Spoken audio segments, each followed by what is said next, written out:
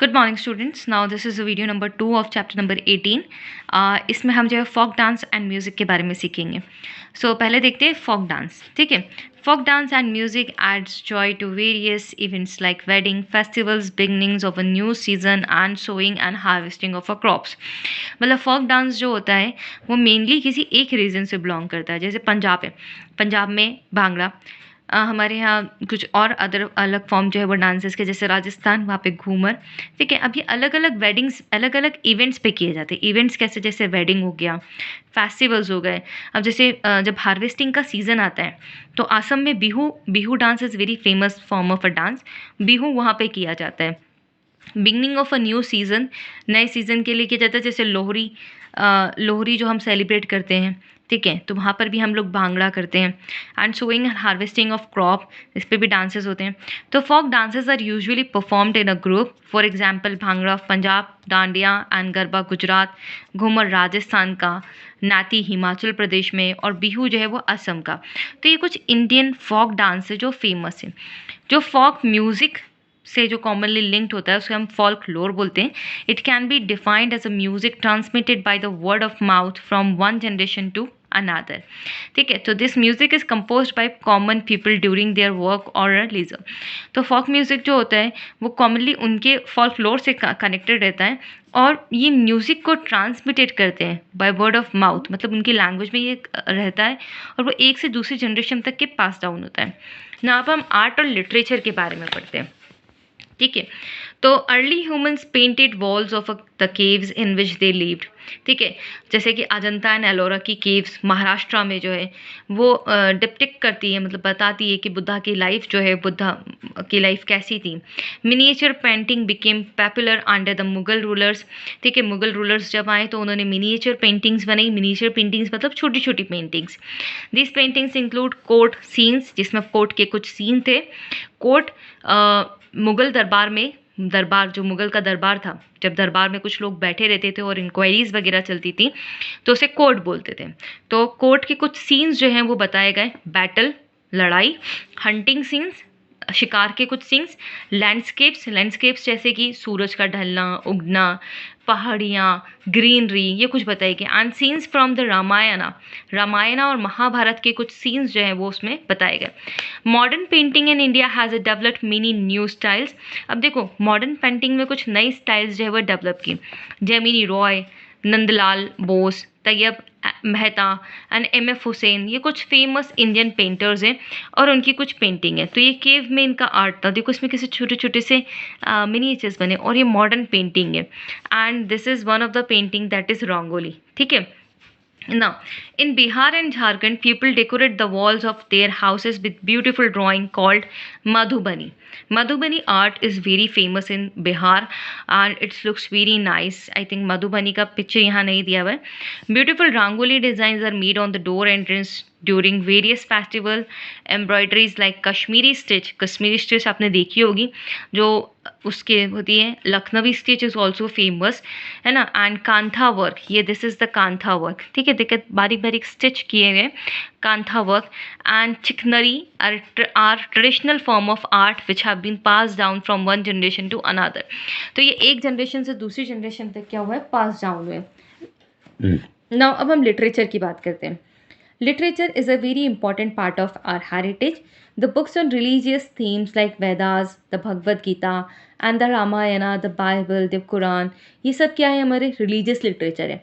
मतलब जो लिटरेचर हमें रिलीजन से रिलेटेड लगता है वो रिलीजियस लिटरेचर है, और उसे हम स्क्रिप्चर्स भी बोलते हैं। ठीक है, अब देखो दो तरह के लिटरेचर्स आपको, जब आप क्लास 9th में जाओगे ना तो वहाँ पे आपको ये पढ़ने के लिए कहीं ना कहीं सोशल साइंस में मिलेगा कि एक स्क्रिप्चर क्या है, सेक्युलर क्या है, या कहीं पर आप सुने तो आपको याद आना चाहिए कि अगर स्क्रिप्चर बोला है मतलब रिलीजियस लिटरेचर है। रिलीजियस लिटरेचर है मतलब उसमें किसी धर्म से रिलेटेड बात की गई है। या अगर जैसे कुरान है या बाइबल है या भगवद गीता है, ये सब क्या है, रामायण है, ये सब क्या है, ये रिलीजियस लिटरेचर है।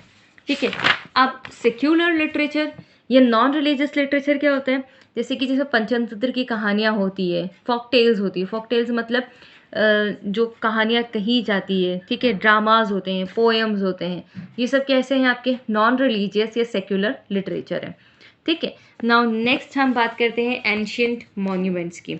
अब इसमें एक डू यू नो लिखा हुआ है, the Vishnu temple in the city of Tirupati build in 10th century, मतलब 10वीं सदी में बना था। और ये सबसे वर्ल्ड का सबसे लार्जेस्ट रिलीजियस पिलग्रिमेज डेस्टिनेशन था, मतलब लोग वहाँ पर यात्रा करने के लिए जाते थे। अब मॉन्यूमेंट्स क्या होते हैं? मॉन्यूमेंट्स ओल्ड बिल्डिंग्स होती है, जैसे टेम्पल, प्लेसेस एंड फोर्ट्स। ये एग्जाम्पल्स होते हैं हिस्टोरिक आर्किटेक्चर वंडर्स के। आर्किटेक्चर मतलब कि वो बिल्डिंग को बनाया कैसे गया था, उसमें किस तरह के स्टोन्स रखे गए थे, किस तरह की उसके ऊपर कारीगरी की गई, ये सब है ना। The fine carving on the pillars, domes जो ऊपर रहता है ना, ऐसा वो डोम्स होता है। Walls actors said the monuments give us information about the life of the people of the ancient time। ये भी बताता है कि कैसे एंशंट लोगों की लाइफ कैसे थी। अब जैसे देखिए, ये रॉक कार्विंग की गई है, यहाँ पे हाथी है, फिर छोटा सा टेम्पल बना हुआ है। सो ये रॉक कार्विंग जो है वो हमें इंफॉर्मेशन देती है कि किस तरह की लाइफ जो है वो उस टाइम पर लोगों की थी, वो कैसे लाइफ को स्पेंड करते थे। The sun temple in Konark, आपको पता है जो आपका 10 रुपीज़ का नोट है उसके ऊपर भी सन टेम्पल, जो कोणार्क का जो सन टेम्पल है उसकी पिक्चर है। The Dilwara temple in mount Abu, the Taj Mahal in Agra, the red fort in Delhi, the stupas in Sanchi and the Sarnath and the Maharana Pratap Place in Rajasthan are some of the famous monument in India. This is Taj Mahal, this is Maharana Pratap and this is Sanchi Stupa. अब कुछ monuments जो बहुत famous है India के, हम उनके बारे में बात करते हैं। तो सबसे पहले हम बात कर रहे हैं कुतुब मीनार की। This is the Qutub Minar, सी कितना टॉल है ये, ठीक है। अब कुतुब मीनार जो है वो दिल्ली के अंदर है and it is 72.5 metres tall tower made from red stone. ये पूरा टावर जो है वो रेड स्टोन से बना हुआ है। The tower is wide at its bottom and narrow its top. ये अपने बॉटम पे बहुत वाइड है, मतलब बहुत चौड़ा है। And a narrow spiral staircase goes to the top of the tower. और जैसे जैसे हम टावर में ऊपर की साइड चढ़ते जाते हैं ना, वैसे वैसे नैरो सीढ़ियाँ दी हुई हैं, मतलब सक्रिय हो जाती हैं सीढ़ियाँ। अब इसमें टोटल जो सीढ़ियाँ हैं वो कितनी है? 379 है। और ये टावर के अंदर 5 स्टोरीज़ है, मतलब 5 मंजिला टावर है। और इसके हर एक स्टोरी में एक अलग यूनिक डिज़ाइन है, उसकी बालकनी अलग है। अब इसका जो कंस्ट्रक्शन था वो कुतुब मीनार का, वो कुतुबुद्दीन ऐबक ने बनवाया था 1192 में, after defeating the last Hindu kingdom of Delhi. जो लास्ट हिंदू किंगडम था, पहले हिंदुस्तान में जो है वो अलग अलग हिंदू राजाओं का राज था, ठीक है। तो दिल्ली पे किसी और राजा का राज था, तो उस जो हिंदू किंगडम था उसमें जो दिल्ली राजा थे, दिल्ली में जो राजा थे उनको डिफीट करा, उनको हराया, उसके बाद इन्होंने बनवाया था। इन्होंने सिर्फ एक ही स्टोरी, मतलब एक मंजिला टावर बनवाई थी। उसके बाद इसका जो कंस्ट्रक्शन है, जो उनके सक्सीसर थे, मतलब जो कुतुबुद्दीन ऐबक के बाद जो लोग उनके गद्दी को संभाली, जो राजा बने उनके बाद, उन्होंने इनको कंप्लीट करवाया। आई थिंक आपको मैंने क्लास 4 में पढ़ाया था कि जो इनके कुतुबुद्दीन ऐबक के जो दामाद थे, जो उनके बेटी के हस्बैंड थे, उन्होंने इसका कंस्ट्रक्शन कंप्लीट करवाया था, ठीक है। The walls of the Qutub Minar bear beautiful bands and of inscription from the Holy Quran। अब इसमें जो कुरान की कुछ आयतें लिखी हुई हैं, मतलब कुछ लाइंस जो है वो कुरान की इसके ऊपर लिखी हुई है। इसके अलावा apart from the tower there is a Quwwatul Islam mosque. Mosque मतलब मस्जिद होता है। इसी सेम जगह पर, मतलब इसी कॉम्प्लेक्स में, इसी के पास एक मस्जिद दी हुई है। ये मस्जिद जो है वो इंडिया की सबसे पहली मस्जिद थी। In the courtyard of the mosque there is a 7 metre high solid iron pillar. एक सॉलिड आयरन पिलर बना हुआ है। आपको पता है ये आयरन पिलर अभी तक के भी रस्ट नहीं हुआ, ये एज इट इज़ है जैसे पहले था। और साइंटिस्ट आर वेरी सरप्राइज कि ऐसा क्यों है, but it's old technology and no one can get the answer कि ये अभी तक रस्ट क्यों नहीं हुआ। Now Taj Mahal. The Taj Mahal is situated in Agra in Uttar Pradesh. मुझे ताजमहल का इंट्रोडक्शन देने की ज़रूरत नहीं, एवरीवन नोज कि it is a 7 wonders of the world. It attracts a large number of tourist, painters, sculptures, poet and photographers every year, ठीक है। हर साल लोग आते हैं वहाँ पे बहुत सारी फोटोग्राफी करने के लिए। ताजमहल जो है वो ब्यूटीफुल वाइट मार्बल से बना हुआ है, ठीक है।